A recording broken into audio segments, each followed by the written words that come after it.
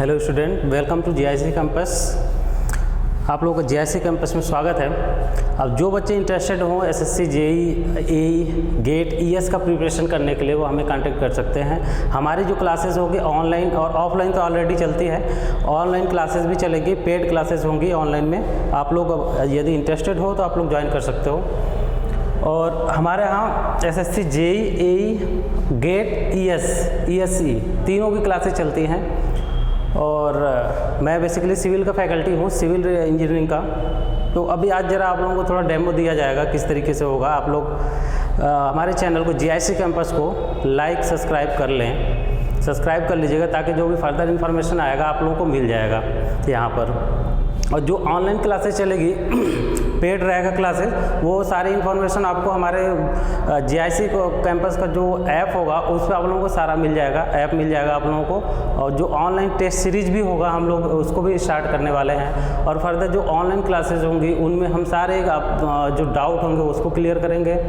Plus आपके previous year के paper हों या फिर जो हमारा प्रैक्टिस सेट होगा उसको भी सॉल्व कराया जाएगा आप लोगों के लिए। तो आज मैं ज़रा आप लोगों को थोड़ा सा डेमो दे देता हूँ आरसीसी से रिलेटेड डेमो देता हूँ। इसमें देखिए सिविल इंजीनियरिंग के लिए बेसिकली ये है, हमारे यहाँ सिविल, मैकेनिकल सारे ब्रांचेस की तैयारी प्रिपरेशन कराया जाता है। गेट का हो, ईएस का हो, जेई का हो, सबका कराया जाता है। स्टेट जेई हो, एसएससी जेई हो। बाकी इसके विषय में हम फर्दर आपको अच्छे से इसका इंट्रोडक्शन दिया जाएगा आप लोगों को एक दिन। अभी बात करते हैं हम आरसीसी का। तो इसमें देखिए आरसीसी की बात कर रहे हैं तो आरसीसी में सबसे पहला क्वेश्चन ये आता है, जैसे आरसीसी हम जानते हैं क्या होता है कि आरसीसी कोई भी मेंबर होगा तो उसमें क्या होएगा, कंक्रीट होएगा और साथ ही साथ इसमें स्टील होएगा। क्या होगा बेटा, कंक्रीट होएगा और स्टील होगा, कंक्रीट होएगा और स्टील होएगा। हमारे पास कंक्रीट और स्टील दोनों होगा। आरसीसी स्ट्रक्चर जितने भी बात करेंगे, एक होता है प्लेन पीसीसी, एक होता है आरसीसी, एक होता है पीसीसी जिसको बोलते हैं plane cement concrete, plane cement concrete. एक होएगा आपका आरसीसी, ये होता है रेनफोर्स सीमेंट कंक्रीट। क्या होता है बेटा, रेनफोर्स सीमेंट कंक्रीट। इसका भी एग्जाम में फुल फॉर्म पूछ देता है एसएससी जेई में, इसको भी जानना हमें ज़रूरी है। Reinforcement concrete. अब देखिए दोनों में डिफरेंट क्या है। जो पीसीसी है, प्लेन सीमेंट कंक्रीट, नाम से इसे रिप्रेजेंट हो रहा है कि पीसीसी है, मतलब इसमें केवल और केवल कंक्रीट रहेगा, इसमें किसी भी प्रकार का रेनफोर्स प्रोवाइड नहीं करेंगे। और जो रेनफोर्स प्रोवाइड नहीं करेंगे सिंपली कंक्रीट रहेगा, समथिंग लाइक दैट कि ये कोई ब्लॉक हुआ कंक्रीट का, इसमें क्या करेगा, केवल कंक्रीट रहेगा। और कंक्रीट कैसे कैसे बनता है, कंक्रीट में क्या क्या चीज़ें होता है ये आप लोगों को पता होगा, फिर भी इसको डिस्कस कर लेते हैं। देखिए कंक्रीट का सिंबल ही होता है ट्रायंगल बना के डॉट डॉट डॉट, ये चीज़ हो गया। और जो कंक्रीट होएगा हमारा, कंक्रीट में क्या क्या होता है, कंक्रीट को हम बोल सकते हैं, अगर इंडिविजुअल देखा जाए तो कंक्रीट को बोल सकते हैं कंपोजिट में मेंबर है। कंपोजिट मेंबर किसे बोलते हैं, जिसमें एक से ज़्यादा मेंबर मटेरियल को यूज करके मेंबर बनाया गया है, वो होता है कंपोजिट मटेरियल। तो देखिए कंक्रीट में क्या होता है, सीमेंट होता है, सीमेंट, फाइन एग्रीगेट,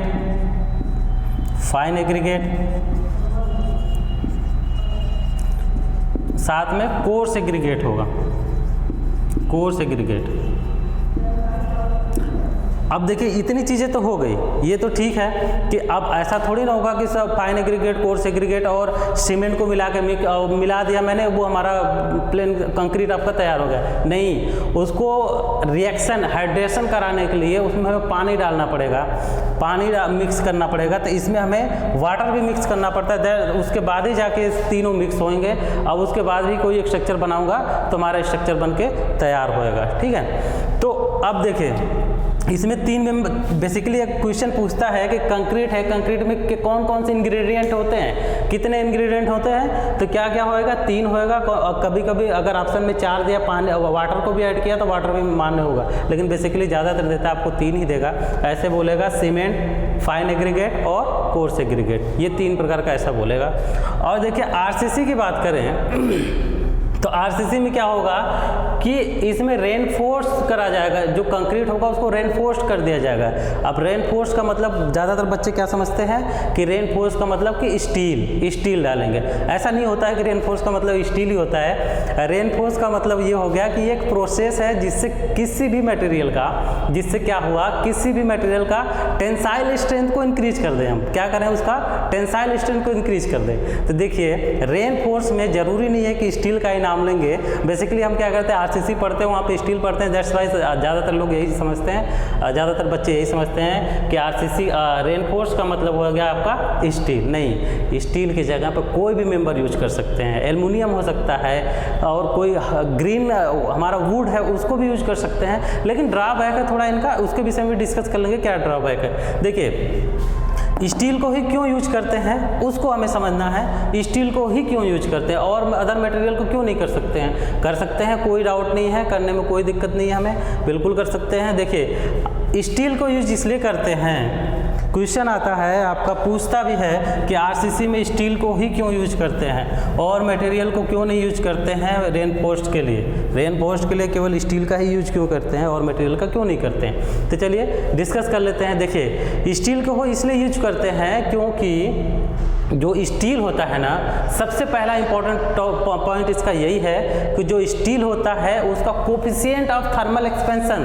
तापीय प्रसार गुणांक जो होता है वो कंक्रीट के लगभग बराबर होता है। क्या होता है? तापीय प्रसार गुणांक। अब कुछ बच्चे को ये डाउट होगा कि तापीय प्रसार गुणांक क्या होता है। तो देखिए तापीय प्रसार गुणांक होता है, हम ज़्यादातर जानते हैं कि जितने मटेरियल होती है अगर मैं उसमें टेम्परेचर इंक्रीज करूँ तो क्या होता है, उस मटेरियल का लेंथ में या साइज में इलांगेशन होने लगता है, साइज में उसके इंक्रीमेंट होने लग जाता है। तो वो होता है तापीय प्रसार गुणांक की वजह से होता है। तब इसमें क्या होता है, देखिए तापीय प्रसार गुणांक जो होता है स्टील का अल्फा से रिप्रेजेंट करते हैं कोफिशिएंट ऑफ थर्मल एक्सपेंशन को या तापीय प्रसार गुणांक को। तो स्टील का जो तापीय प्रसार गुणांक होता है 12 × 10⁻⁶ प्रति डिग्री सेंटीग्रेड। अगर 1 डिग्री टेम्परेचर हम इंक्रीज करेंगे तो इतना वैल्यू हमारा चेंज होएगा स्टील के लेंथ में या साइज में बोल दें तो इस तरीके से।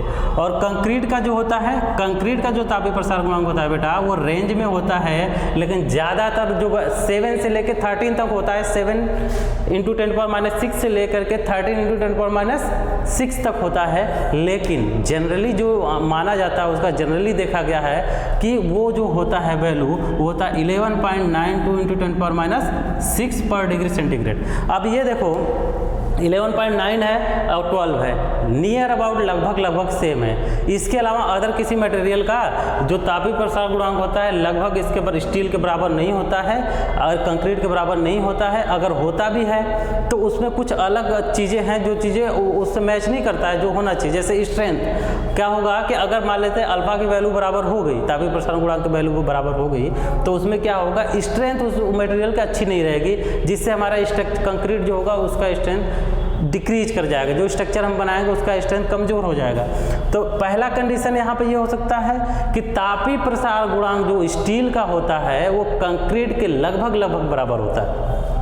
और तापीय प्रसार गुणांक बराबर रह के क्या करेगा, क्या मतलब है, देखिए तापीय प्रसार गुणांक बराबर रहेगा तो उसमें बॉन्डिंग अच्छी बनी रहेगी। बॉन्डिंग अच्छी कैसे बनी रहेगी, जैसे मान लीजिए ये हमारा कंक्रीट है, अब यहाँ पे ये स्टील हमने प्रोवाइड किया, ये वाली लाइन जो है ये स्टील हो गया। अब क्या है, हमने इसमें टेम्परेचर इंक्रीज कराया, टेम्परेचर इंक्रीज किया और जब टेम्परेचर इंक्रीज करेंगे तो इसके लेंथ में इंक्रीमेंट होएगा कि नहीं, बिल्कुल होएगा। लेंथ में इंक्रीमेंट होगा इस तरीके से, अगर इधर होता है, अगर दोनों साइड होते हैं इस तरीके से, और ये बार का भी इंक्रीमेंट होएगा। तो देखिए होगा क्या ना, जो इंक्रीमेंट होगा इसमें बार और स्टील में दोनों में बराबर होएगा। ठीक है, बार और स्टील में दोनों बराबर होएगा क्योंकि तापीय प्रसार गुणांक दोनों का बराबर है। तो ये देखा गया है कि दोनों का लेंथ एक साथ बढ़ेगा। अब आपको पता है कि जो बार मान लीजिए मार्कर है, हमारा मार्कर जैसे ऐसे है, इसके डायमीटर समथिंग है। अब इसको खींचे या फिर तापीय प्रसार गुणांक टेम्परेचर बढ़ा के इसको लंबाई में इंक्रीमेंट करें तो क्या होगा, अलग से मटेरियल तो जुड़ेगा नहीं, इसका डायमीटर क्या होगा, डिक्रीज करेगा। डायमीटर डिक्रीज करेगा तो देखिए जैसे इस तरीके से था, इसमें हमारा ये स्टील हमने प्रोवाइड कर दिया था, ये स्टील हमने यहाँ पर प्रोवाइड किया था इस तरीके से। कंक्रीट बड़ा ब्लॉक जो है कंक्रीट है और ये वाला स्टील हो गया। अब क्या टेम्परेचर इंक्रीज होगा, इसके लेंथ में इंक्रीमेंट हो गया। जब लेंथ में इंक्रीमेंट होगा बेटा तो ये बताइए कि इसकी साइज अलग से मटेरियल तो जुड़ेगा ना स्टील में, तो उसके डायामीटर ही डिक्रीज करेगा। डायामीटर डिक्रीज करेगा यानी कि कुछ यहाँ पे हो जाएगा इस तरीके से, ये इतने पे हो जाएगा। बाकी मतलब अगर लंबाई में इसकी इंक्रीमेंट हुआ इस तरीके से तो क्या हुआ कि इसकी जो डायमीटर होगी डिक्रीज होगी। जैसे रबर होता है, खींचते हैं हम तो क्या होता है, जितना मोटा पहले रहता है खींचने पे क्या करता है, पतला हो जाता है। यानी लंबाई अगर हमने उसका बढ़ाया तो अपने अंदर से ही मटेरियल को थोड़ा एक्सपेंड करा दे रहा है। अब कंक्रीट का क्या होगा, कंक्रीट अब देखिए, अब कुछ बच्चे बोलेंगे कि बॉन्ड तो कमजोर हो जाएगा क्योंकि यहाँ पे क्या है, इसकी डायमीटर कम होगी तो जो इसको कांटेक्ट था वो कम हो गया। लेकिन नहीं, अब जो स्टील होता है उसमें भी जो कंक्रीट होता है उसमें भी तो इलांगेशन होगा ना। अब कोई भी मटेरियल होती है, जैसे इस तरीके से कोई मटेरियल है, अगर इसमें टेम्परेचर इंक्रीज करेंगे ना तो इधर फैलेगा, इधर फैलेगा, इधर फैलेगा और इधर फैलेगा, चारों तरफ फैलेगा।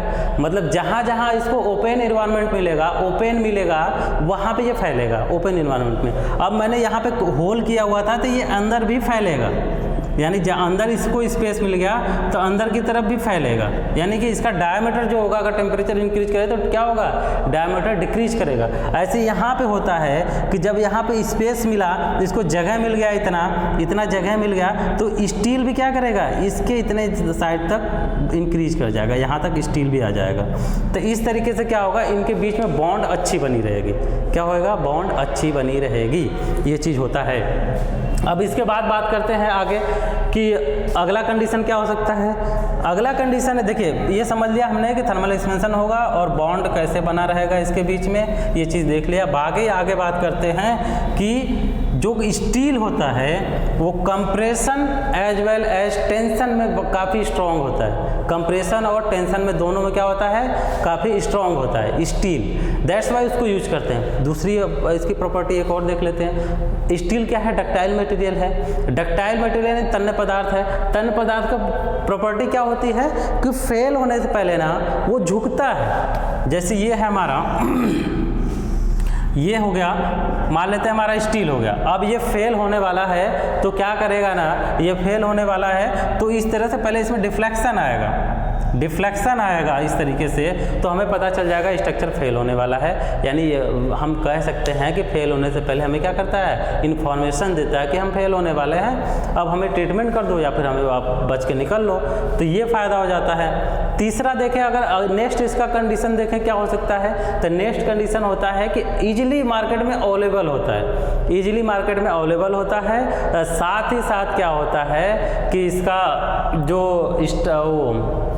कास्ट होता है अदर मटेरियल के रिस्पेक्ट में कम होता है। ठीक है, ये सब सारी इसकी वो है कंडीशन है जिसकी वजह से हम आरसीसी के साथ स्टील को यूज करते हैं। अब बात करते हैं, थोड़ा आरसीसी में आते हैं।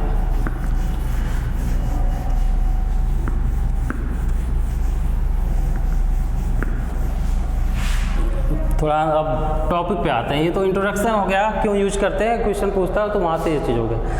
अब बात करते हैं, एक होता है कि पहले ग्रेड ऑफ कंक्रीट देख लेते हैं क्या क्या होता है, और उसके बाद देखिए होता क्या है, एक होता है कैरेक्टरिस्टिक स्ट्रेंथ, पहले उसको समझ लेते हैं। कैरेक्टरिस्टिक स्ट्रेंथ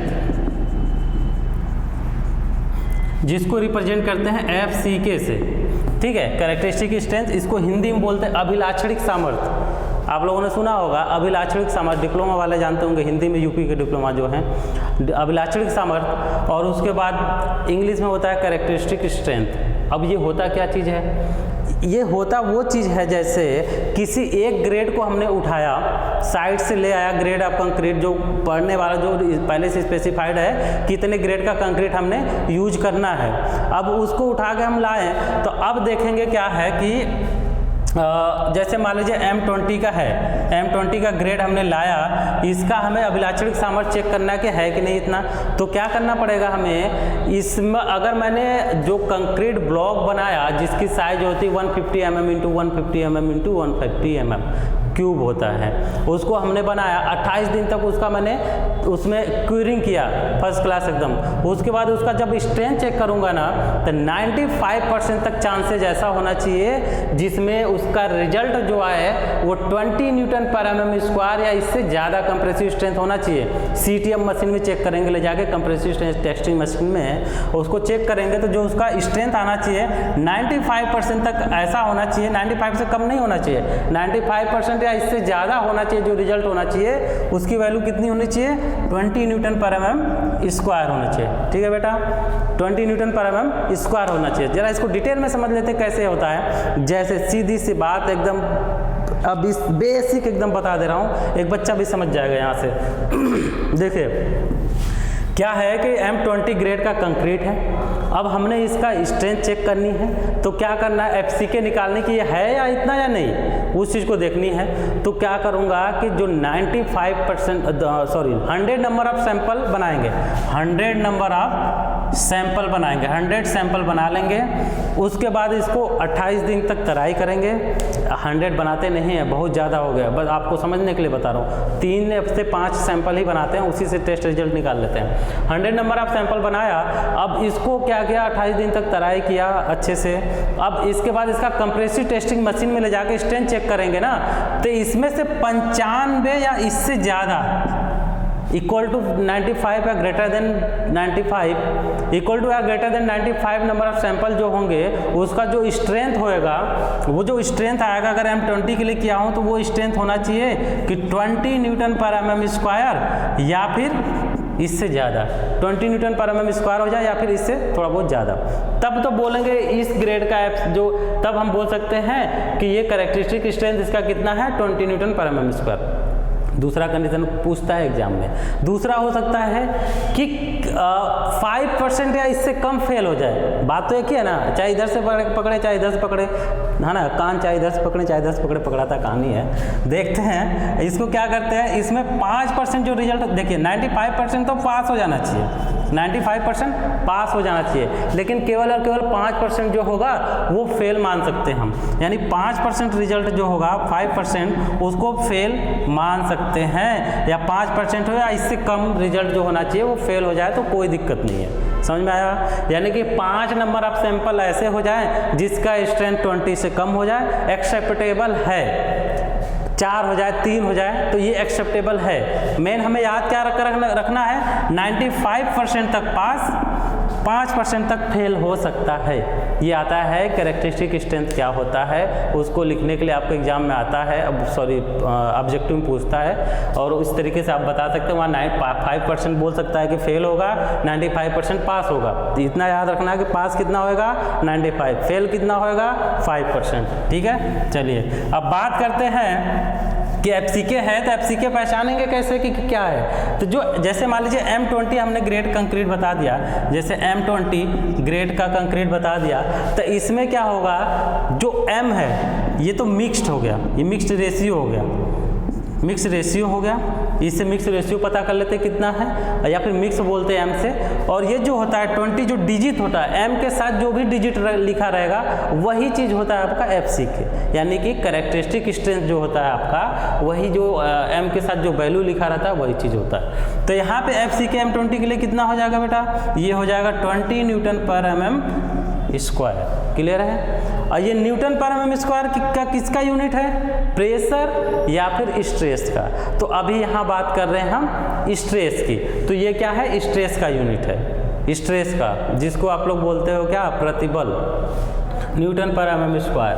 अब जैसे अगर मैं एग्जांपल के तौर पे बोल दूं कि M30 ग्रेड है, M30 ग्रेड है, इसका FCK बता दो, तो आप FCK इसका बताओगे तो कितना होगा, FCK हो जाएगा 30 न्यूटन पर एमएम स्क्वायर।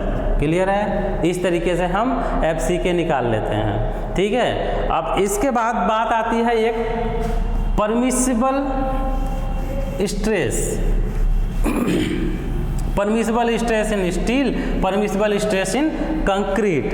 तो बात कर FCK समझ गए, बात आती है एक परमिसिबल स्ट्रेस की। परमिसिबल स्ट्रेस क्या होता है, इसको सिग्मा से रिप्रेजेंट करते हैं, सिग्मा। तो देखिए सिग्मा इक्वल टू जो होता है ना, वो सिग्मा इक्वल टू होता है FCK by factor of safety, FCK by factor of safety.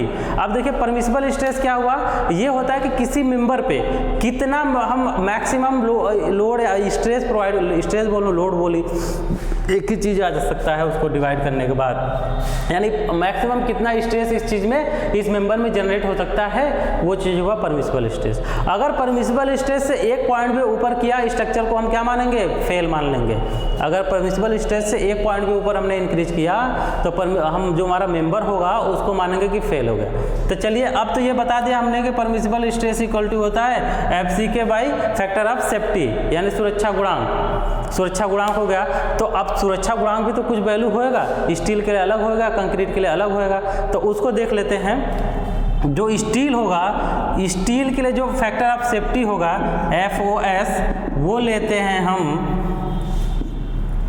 1.78 से लेकर के 1.8381 ऐसे ही होता है, लेकिन ज़्यादातर जो यूज किया जाता है 1.78। अब कंक्रीट की बात कर लेते हैं, कंक्रीट के लिए कितना होगा, तो कंक्रीट के लिए जो फैक्टर ऑफ सेफ्टी की वैल्यू होती है वो 3 होती है। किसके केस में, जब बेंडिंग हो रहा हो, बेंडिंग स्ट्रेस निकालना हो, तो बेंडिंग के केस में कितना, 3। और पूरे RCC में हम किसकी बात करते हैं, बेंडिंग की बात करते हैं कि बेंडिंग की वजह से जो भी स्ट्रक्चर फेल हो रहा है, बेंडिंग हमेशा बेंडिंग की बात करते हैं।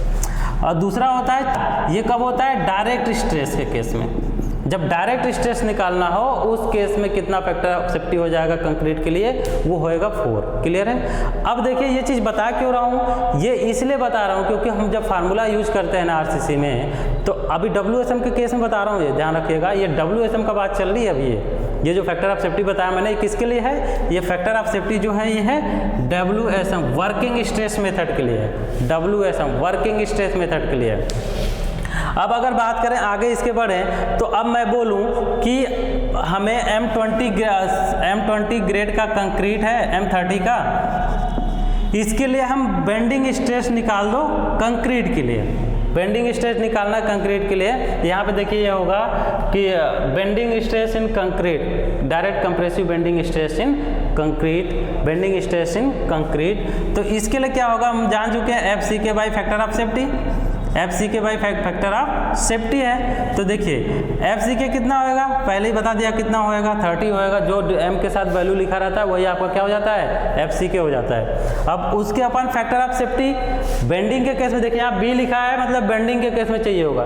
तो बेंडिंग के केस में चाहिए होगा तो आपको पता होना चाहिए कि बेंडिंग के लिए कितना फैक्टर ऑफ सेफ्टी है, 3। तो यहाँ 3 से डिवाइड करो तो सिग्मा CBC इक्वल टू कितना आ जाएगा, 10 न्यूटन पर mm²। ये सब किसके लिए है, WSM के केस में है, ठीक है, WSM के केस में 10 न्यूटन पर mm² हो गया। इसी तरीके से स्टील का भी होता है,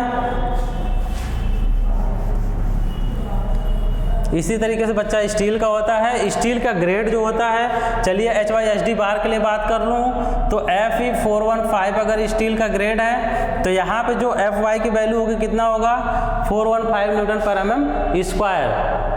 ठीक है, यील्डिंग स्ट्रेस की वैल्यू अगर बात करें, या फिर बोल सकते हैं कैरेक्टरिस्टिक स्ट्रेंथ इसका कितना होगा, तो वो होगा 415 न्यूटन पर mm²।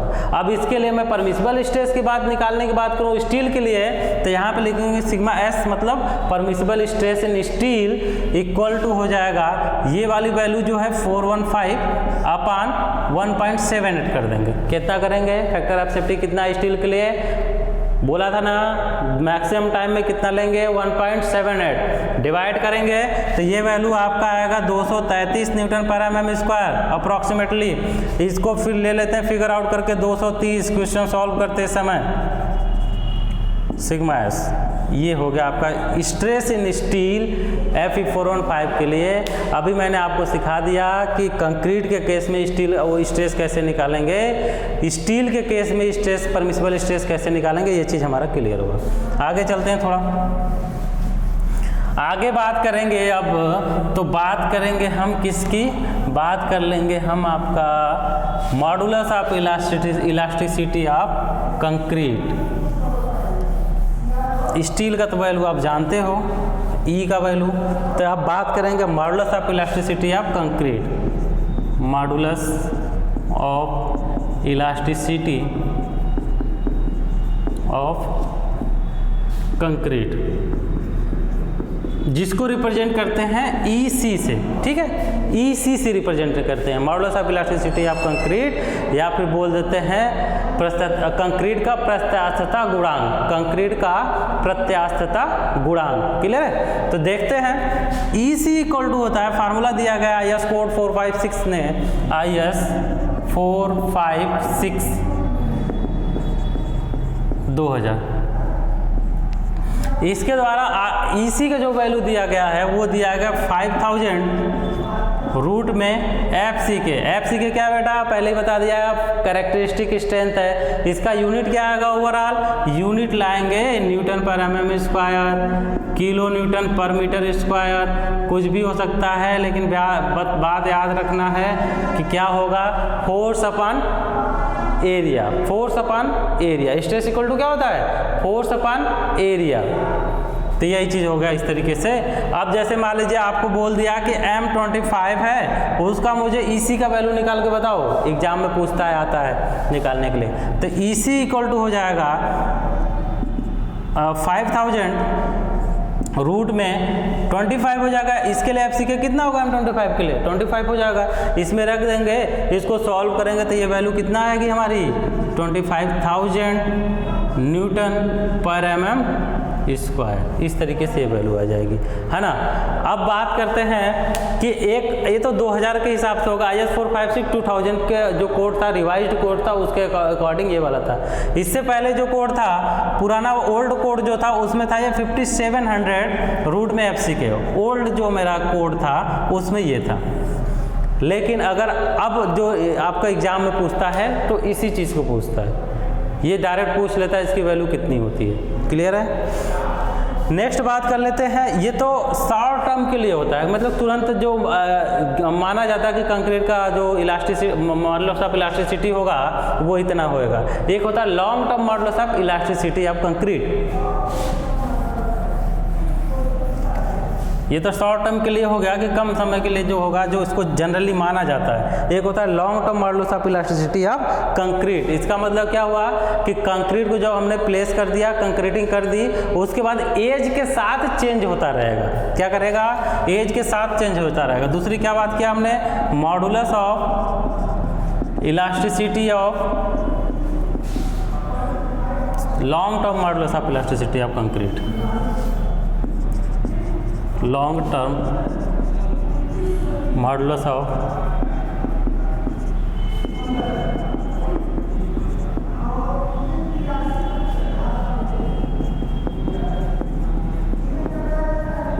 Long term modulus of elasticity of concrete, इसको रिप्रेजेंट कर देंगे किससे, EL से। L क्या रिप्रेजेंट कर रहा है, लॉन्ग टर्म। अब देखिए जो EL इक्वल टू होता है, EL इक्वल टू होता है EC अपान 1 प्लस थीटा, EC अपान 1 प्लस थीटा। या फिर इसको और इस तरीके से भी लिख सकते हैं कि EC का वैल्यू कितना है 5000 रूट में FC के अपान 1 प्लस थीटा। अब बेटा बात करेंगे, ये थीटा क्या है, थीटा है हमारा coefficient of creep, coefficient of creep है।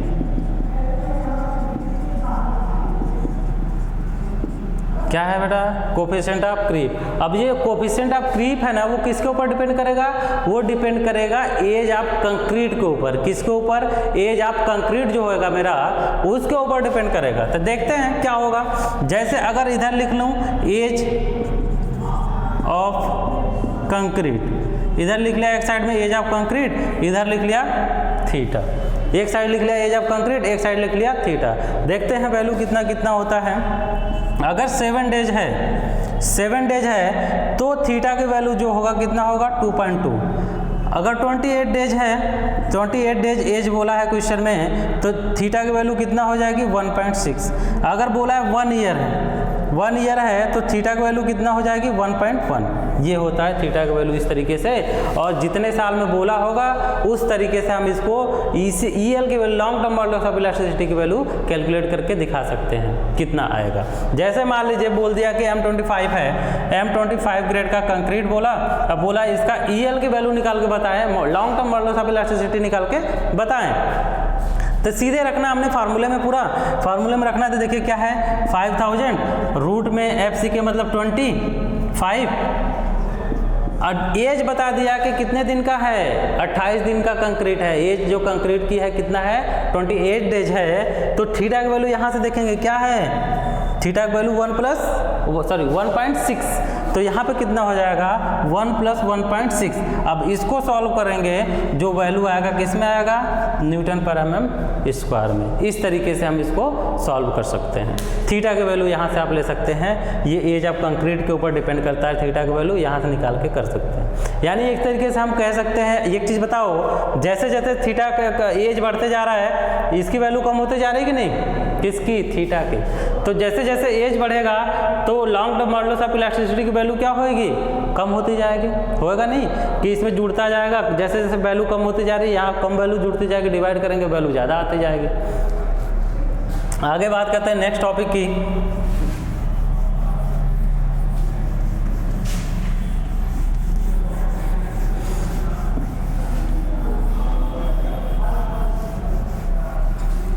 आपको पूरा कोर्सेस मिलेगा बेटा। आपको करना क्या है, आपको करना इतना है कि हमारे चैनल के साथ जुड़े रहें। अगर ऑनलाइन क्लासेस चलेगी चाहिए आपको तो ऑनलाइन क्लासेस मिल जाएंगे, सारे A to Z syllabus complete कराया जाएगा। ऑफलाइन क्लासेस करनी है तो हमारे यहाँ आपको विजिट करना पड़ेगा। हमारे यहाँ क्लासेस चलती है, GIC कैंपस नेम है, GIC टेक्निकल, GIC कैंपस, दोनों नेम हमारा ही है। GIC कैंपस का आपको चैनल मिल जाएगा, वहाँ से आप सब्सक्राइब कर लीजिए। फर्दर जो भी इन्फॉर्मेशन मिलने वाला होगा आपको GIC कैंपस के चैनल पे मिल जाएगा, यूट्यूब के चैनल पर। बाकी आप लोगों को ऐप भी लॉन्च किया जाएगा और ऐप मिल जाएगा, वहाँ से आप लोगों को ऑनलाइन टेस्ट सीरीज मिलेगा। ऑफलाइन टेस्ट सीरीज जो ज्वाइन करना चाहते हैं वो भी ज्वाइन कर सकते हैं, ऑनलाइन टेस्ट सीरीज ज्वाइन करना चाहते हैं वो भी ज्वाइन कर लेंगे। और बाकी जो टेस्ट वगैरह कराया जाएगा उसका डिस्कस भी कराया जाएगा, क्वेश्चन को सॉल्व भी कराया जाएगा टेस्ट होने के बाद, रिजल्ट आने के बाद। कुछ बच्चों को डाउट होगा वो भी वहाँ से क्लियर होगा। नेक्स्ट बात करते हैं, एक होता है flexural tensile strength, flexural tensile strength of concrete.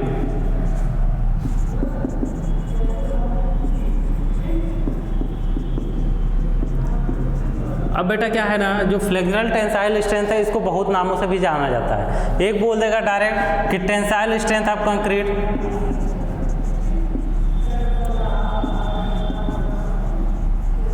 Next बोल सकता है rupture strength of concrete, rupture strength of concrete. फिर बोल सकता है स्प्लिटिंग स्ट्रेंथ ऑफ कंक्रीट। तो इस सब का मतलब एक ही है, हाँ सबका मतलब क्या है, एक ही है। अब ये इसको रिप्रेजेंट करेंगे FC से, क्लियर है, किससे रिप्रेजेंट करेंगे, FC से। तो इसका फार्मूला क्या होता है, FC = होता है 0.7 रूट में FCK, क्लियर है, 0.7 रूट में FCK, Nm/mm²। इससे भी रिलेटेड क्वेश्चन आपको पूछता है। अब देखिए आप मैं M25 लेता हूँ, अगर ग्रेड ऑफ कंक्रीट M25 लिया तो इसको बोला कि इसका rupture strength, tensile strength, splitting strength, bending tensile strength कितना होगा, तो उसके लिए कितना होगा FCK = 0.7 रूट में 25। इसको सॉल्व करेंगे वैल्यू आ जाएगा 3.5 Nm/mm²।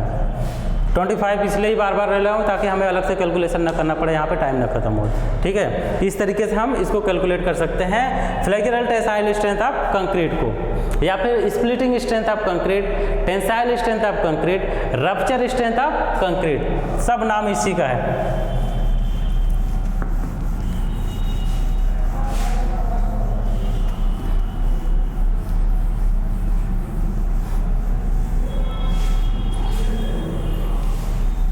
हो गया इतना। अब बात करते हैं method of design of structure, method to design of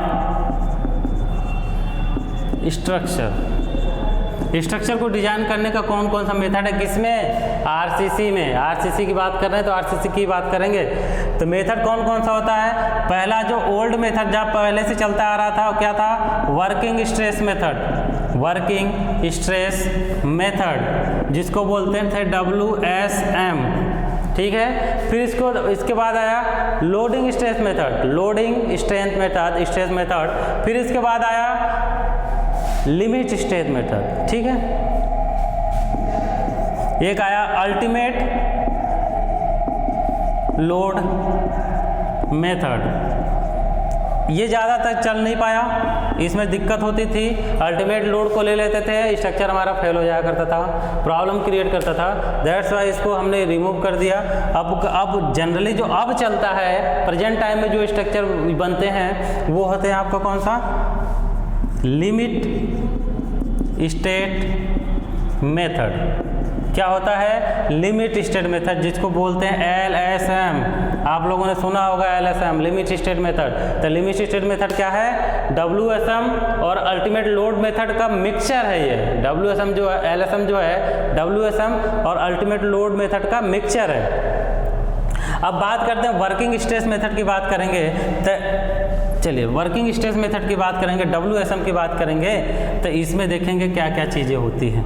देखिए वर्किंग स्ट्रेस मेथड को स्टार्ट करने से पहले हमें ये जानना पड़ेगा कि कुछ चीज़ें हैं इससे पहले जो आपका चाहे सिंगली रेनफोर्स बीम हो चाहे डबली रेनफोर्स बीम हो, वहाँ पे सेम होता है। जैसे आपका होता है मॉडुलर रेशियो, एक होता है मॉडुलर रेशियो जिसको रिप्रेजेंट करते हैं M से, मॉडुलर रेशियो को रिप्रेजेंट करते हैं M से। तो ये क्या होती है देख लेते हैं। मॉडुलर रेशियो क्या कहते हैं, ये एक तरीके से क्या है ना, फैक्टर ऑफ सेफ्टी है। एक तरीके से देखा जाए तो फैक्टर ऑफ सेफ्टी है, जिसको हम WSM से जब कोई भी स्ट्रक्चर डिजाइन करते हैं वहाँ पे इसका यूज करते हैं। तो देखिए M = होता है 280/3 सिग्मा CBC। ये क्या है, IS कोड ने दिया हुआ है इस फार्मूला को, 280/3 सिग्मा CBC। अब देखिए अभी मैंने बेंडिंग के केस में क्या लिखाया था, FCK। बेंडिंग के केस में लिखाया था मैंने जो सिग्मा CBC = क्या लिखाया था, सिग्मा CBC = FCK/3 लिखाया था, ठीक है। अब देखिए FCK = ये भी लिख सकते हैं कि नहीं, FCK = लिख सकते हैं 3 सिग्मा CBC। कोई डाउट है, ठीक है, ठीक है। अब देखिए तो ये इसको M = ये भी लिख सकते हैं क्या, 280/FCK। कोई डाउट है, 280/FCK। हाँ, लेकिन थोड़ी सी दिक्कत होती है। अगर मैंने एग्जैक्ट वैल्यू लिया है, जैसे 20 रख दूँ, 20 के लिए FCK की वैल्यू जो आएगा 20, M20 की बात कर लें, M20 के लिए तो सिग्मा CBC की वैल्यू जो आता है, सिग्मा CBC की वैल्यू जो आता है 20/3, ये होता है 6.667। जनरली इसको ले लेते हैं हम 7 Nm/mm²। अगर 7 Nm/mm² न लेके हमें यही लेना है और उसके लिए एग्जैक्ट वैल्यू निकालना है कि M की वैल्यू कितना होता है, तो हम यहाँ पे सीधे FCK रख सकते हैं। 20 से डिवाइड कर देंगे, जो वैल्यू आएगा 14 आपका हो जाएगा आपका M का वैल्यू, मॉडुलर रेशियो वैल्यू। अब मॉडुलर रेशियो का तो एक ये फार्मूला हो गया, एक और फार्मूला होता है उसको भी देख लेते हैं। दूसरा जो फार्मूला हमारे पास होता है वो होता है M = होता है ES/EC। ES क्या है हमारा, modulus of elasticity of steel, modulus of elasticity of steel. EC क्या हुआ, सॉरी EC क्या हुआ, modulus of elasticity of concrete, modulus of elasticity of concrete, ये हो गया EC। ES क्या हुआ, modulus of elasticity of steel. EC क्या हुआ, modulus of elasticity of concrete. ये चीज़ होगा ES और EC। ES हो गया modulus of elasticity of steel, EC हो गया modulus of elasticity of concrete. अब इसके बाद देखिए मेन इतना था, उसके बाद हमें क्या करना था, अब सीधे डिजाइन वाले प्रोसीजर पे चलना था। तो इसके लिए वर्किंग स्ट्रेस मेथड में बात करेंगे। अब इसके बाद जब भी डिस्कस करेंगे तो डिस्कस करेंगे किसका, सिंगली रेनफोर्स बीम। अब बीम की बात करेंगे, रेनफोर्स बीम का बात करेंगे, रेनफोर्स बीम सेक्शन। अब रेनफोर्स बीम सेक्शन जो होता है दो प्रकार का होता है, एक सिंगली रेनफोर्स बीम होता है, एक डबली रेनफोर्स बीम होता है। सिंगली होता है singly reinforced, singly RC beam यानी रेनफोर्स बीम, दूसरा होता है डबली RC बीम। तो देखिए सिंगली रेनफोर्स बीम जो होता है ना, उसमें जो बार प्रोवाइड करते हैं, एक न्यूट्रल एक्सिस होता है, न्यूट्रल एक्सिस के नीचे प्रोवाइड करते हैं। और डबली रेनफोर्स बीम में क्या करते हैं, जो मेन बार प्रोवाइड करते हैं न्यूट्रल एक्सिस को ऊपर और नीचे दोनों प्रोवाइड करते हैं, ऊपर भी प्रोवाइड करते हैं नीचे भी प्रोवाइड करते हैं, यही होता है डिफरेंट। अब नेक्स्ट टॉपिक जो होगा वो हो जाएगा हमारा, इसको फिर से डिस्कस कर लेंगे क्या होता है, क्योंकि अभी ये टॉपिक में आया नहीं है। नेक्स्ट में जब इसका नंबर आएगा तब देख लेंगे। नेक्स्ट हमारा होगा वर्किंग स्ट्रेस के लिए डिजाइन करने से पहले हमने एजम्पशन मानते हैं, तो हमारा एजम्पशन क्या क्या होता है, एजम्पशन मान्यताएं, तो एजम्पशन को देखेंगे, ठीक है। नेक्स्ट लेक्चर में इसको देख लेंगे एजम्पशन क्या होता है। आप लोगों को क्या करना है, बस जीआईसी कैंपस चैनल को सब्सक्राइब कर लेना है यूट्यूब चैनल पे। यहाँ से आपको जीआईसी से कैंपस से रिलेटेड सारी इन्फॉर्मेशन आप लोगों को मिलता रहेगा, ठीक है। और उसके साथ साथ आप लोगों को ऑनलाइन क्लासेस लेना है तो आप संपर्क कर सकते हैं, कॉन्टैक्ट नंबर वगैरह सब कुछ वहाँ पे आपको मिल जाएगा चैनल पे। यहाँ कॉन्टैक्ट नंबर आपको दिख रहा होगा, इस पर सब कुछ दिख रहा होगा, कॉन्टैक्ट नंबर दिख रहा होगा आपको, ऑनलाइन क्लासेस दिख रही होंगी, सारी चीज़ें। आप यहाँ से सब्सक्राइब पहले चैनल को सब्सक्राइब करना है, उसके बाद आप क्या करना है, यहाँ से कॉन्टैक्ट नंबर लेकर आप हमें संपर्क कर सकते हैं कि ऑनलाइन क्लासेस लेनी है या फिर ऑफलाइन क्लासेस लेनी है, दोनों अवेलेबल है आप लोगों के लिए, दोनों जो चाहे वो ले सकते हैं, ठीक है। तो आज के लिए ओवर करते हैं, बाकी मिलते हैं नेक्स्ट लेक्चर में, देख लेंगे हम एजम्पशन देख लेंगे, बाकी मोमेंट ऑफ रेजिस्टेंस कैसे निकलता है उस चीज़ को देख लेंगे। आज के लिए धन्यवाद, थैंक यू।